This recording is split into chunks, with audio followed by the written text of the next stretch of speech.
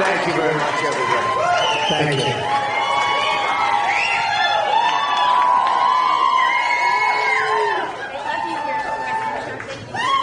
Well, thank you so much, and it's an honor to be here. It's a nice group. We just left Pennsylvania. We had a big rally and a big speech, and I said, "Okay, that's it for the day, right? No, sir, you're going to D.C. now. Congratulations."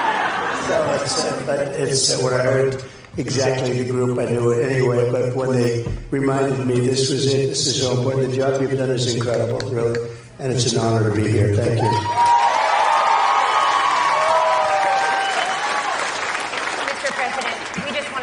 How thankful we are that you're doing okay. What a scary day that was in Pennsylvania, and you are looking great, and we're so happy that you were able to join us. You and I were talking a little bit backstage, and you were sharing with me a lot of the concerns you have about the border and what you're seeing happen with illegal immigrants across the United States. And I thought I'd give you an opportunity to talk a little bit about that to start off. Sure, because you're talking about moms and you're talking about family. Such a big factor for you, just about everything. And when you look at what's happening in our country, this is so tough. You know, it's one thing you don't drill oil or you don't do something that you can do with a new group coming in, but millions and millions of people, 21 million people, I think the real number is. You hear 13, 14, 15, like that's not a big number, but it is, but 21 million people. And many of these people are criminals. Many of these people are coming out of the roughest countries in the world, and they're coming from all over the world. They're not just coming from South America. You know, everyone thinks they're coming from like Guatemala, El Salvador. They're coming from Mexico. They're coming from everywhere. I was speaking to the Border Patrol. They said in the last 12 months, 159 different countries were represented by people having come in illegally, and that's some number. But these are tough people. They're coming out of the jails. They're coming out of the mental institutions. They're coming out of prisons. And they're coming, I mean, they're just coming out of, there's a difference between a prison and jail. So, but I say that they come out of mental institutions and insane asylums. There's a difference there also. And they're coming into our country at levels that nobody's ever seen. And I've been saying for 2 years that this has got to stop. I've been saying for longer than that, but for 2.5, 3 years, I said this has to stop, and now it's catching up with us. And you see what's going on in Colorado. I don't know if anybody got to see Aurora. I mean, they're taking over the city. They're taking over apartment complexes. These are young, very tough people. These are tough. They make our criminals look nice. That's the only thing good about them. Our criminals are like nice people by comparison.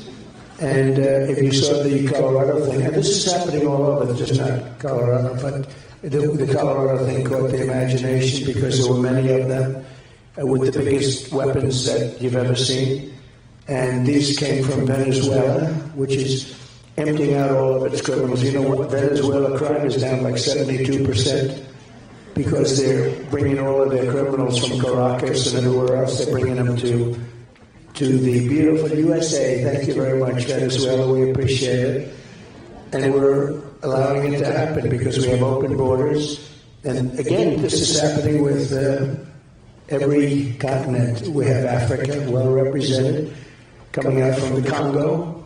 22 people came in recently from the Congo. Where do you come from? We come from prison.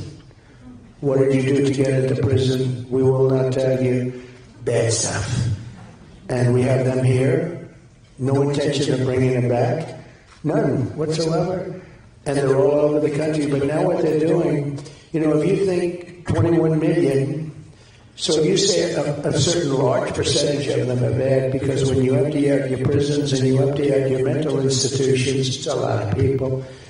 It's bigger than most armies are in our country, if you add them up totally. So we had 159 countries, let's say, but we have massive numbers of people. And what happened in Aurora today is incredible because they basically have just taken over a swath in the building, and the people are petrified. The people living in the building, they're leaving. And when they tell the police, about it. I mean, the police, they don't need AK-47s. That's a very powerful weapon. I learned a lot about weapons over the last 6 weeks.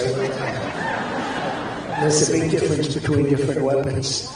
But they're coming in with very powerful weapons, and the police, you have a few policemen that are saying, wait a minute, we're totally outnumbered. Plus they have guns that are, many times the power of what we carry. We don't carry rifles and machine guns and things like they're wheeling around pretty freely and know how to use them. And this is affecting our schools because we want to talk about schools. And they're taking over schools. We have MS-13 gangs. They're the toughest gangs, they say, in the world, probably are. I got them out by the thousands. I took them out by the thousands. Obama couldn't get them out because the country wouldn't allow them to come back in. They were putting airplanes, big airplanes on the runway so you couldn't land the planes. They'd have to come back to the United States loaded up with these same people that they were supposed to take out. And I got them to take them by stopping aid, $750 million to different countries. And I won't go through this too much, but basically I said, how much money do we pay to Guatemala and to a few other countries? And the number was $750 million, which is a lot, but it's not that much. We give so much money away, it's so crazy, to countries that hate us. By the way, we give a lot of money away every year to Afghanistan. Billions and billions of dollars. And I think that Harris, and by now we're starting out by Harris, a Marxist. She's a Marxist, by the way. People are finding that out. She's a total Marxist. Her father's a Marxist. He's a Marxist professor. He teaches, I guess, the economy from a Marxist perspective, and he taught her well. But when you look at what was happening, you couldn't get the people out. And when I said you're going to get these people out of here, the general came to me and said they won't take them back. Who won't take them back? The countries from where they came. And they would put airplanes on the runway. They'd block up the bus routes. They'd block up everything. So we'd bring them back, and you couldn't bring them back, Tiffany. So it's such a horrible thing. And I said, how much aid do we pay them, sir? We pay them $750 million combined. I said, that's a lot of money. It's a lot. Well, tell them we're not paying them anymore. It's effective immediately. Yes, sir. And they told them that. And the following morning, I come into the beautiful Oval Office, that Resolute desk, which is so beautiful. Now Biden goes around using that. He didn't even know the name of the Resolute desk. Now he tells me, I sit behind the Resolute desk. He doesn't even know what the hell it is. This guy. That's a beauty. Boy, I tell you, did they do a coup on him?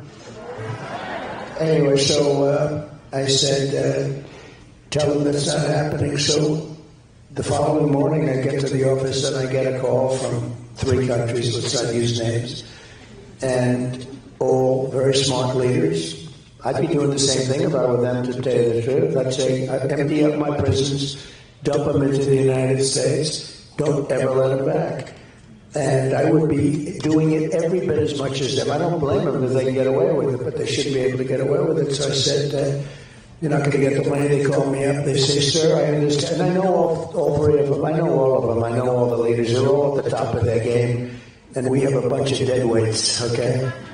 We are being taken advantage of as a country so much. I've never seen anything like it. So they said, essentially the same conversation. Sir, good morning, sir. I understand there's a problem, sir. You have to understand, this has gone on for 10 years. They wouldn't take their people back. They wouldn't take MS-13 back. They dumped them in our country, wouldn't take them back. I said, well, you're sending them up in the caravans and other ways, and you're not taking them back. You're never getting any more money from the United States. Sir, we would like to take them back. We would love to have MS-13 back with us. We think that's wonderful. Anyway, they made it very easy for us to get them back, and we took them back by the thousands, and we took also a lot of others back. And then these clowns took over the country, and everything closed up. And by the way, they're paying them now $4 billion, I understand. Can you believe it? And they don't take them back. It's just so sad to see what happens. They're paying much more money than I was talking about. They raised it They actually felt it was good to pay them more. They said, why? They said, economic development. It's not economic development, it's the development of a dictator. Because they keep the money, they're not doing any economic development. We have the dumbest people in history running our country. Okay? The dumbest in history. And we have to get these people. So we brought it back at all. But what's happening to our country is being poisoned. And your schools and your children are suffering greatly because they're going into the classrooms, they're taking the seats, and they don't even speak English. It's crazy. And we have our people that aren't going into a classroom. We have students that were there last year that aren't allowed into the school this year.